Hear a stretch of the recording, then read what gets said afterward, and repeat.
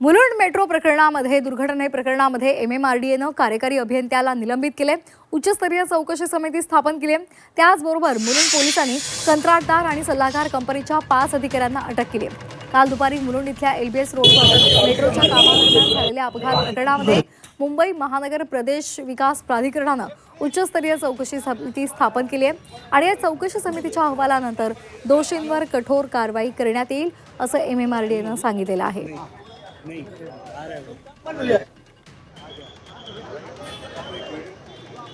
या संदर्भात अधिक माहितीसाठी आपण जाणार आहोत आमचे प्रतिनिधी अमोल पेडणेकर यांच्याकडे। अमोल, काय सध्याची माहिती आहे, काय नेमकी कारवाई केली जाते? निश्चितच या संपूर्ण प्रकरणामध्ये आता एक्झिक्युटिव्ह इंजिनियर आहेत सत्यजित साळवे, त्यांना निलंबित करण्यात आल्याची जी माहिती आहे ती समोर येते आहे। यासोबतच या संपूर्ण मेट्रो जो प्रकल्प आहे त्याचे सेफ्टी ऑडिट केलं जाणार आहे अशी देखील माहिती आता समोर येते आहे।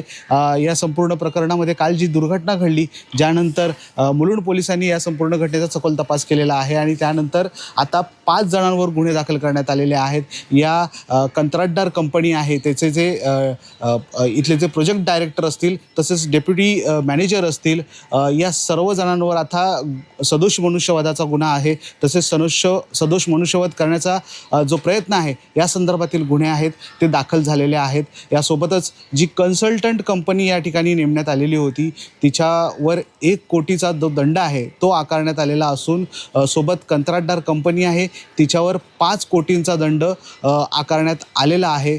खरं तर ही जी कालची घटना आहे ती अतिशय गंभीर म्हणावी लागेल, कारण याआधी इथले जे स्थानिक आमदार आहेत मिहिर कोटेचा यांनी इथले जे कंत्राटदार आहेत त्यांच्याकडून अनियमितता होत असल्याचे जे तक्रारी आहेत त्या विधानसभेत देखील मांडल्या होत्या। परंतु आज जेव्हा ही दुर्घटना घडली त्याच्यानंतर हे प्रशासन आहे ते खडबडून जागा झालेलं आहे आणि जे या संपूर्ण प्रकरणामध्ये मृत पावलेले असतील किंवा जखमी झालेले असतील त्यांना मेट्रो प्रशासनाकडून 15 लाखांची मदत देखील जाहीर करण्यात आलेली आहे। सध्या जी अपडेट्स संपूर्ण समोर आलेली होती त्याच्या माध्यमातून आपल्याला असं कळतंय की आता सध्या 5 जणांवर गुन्हा दाखल झालेला आहे। आता पोलिसांच्या संपूर्ण सखोल चौकशीमध्ये नेमकं काय सत्य समोर येत आहे हे आता पाहणं आपल्याला गरजेचं असणार आहे। म्हणजे त्यामुळे तपासाअंती आणखी काय कारवाई केली जाते हे पाहणं सुद्धा महत्त्वाचं ठरणार आहे। धन्यवाद दिलेल्या सविस्तर माहितीसाठी।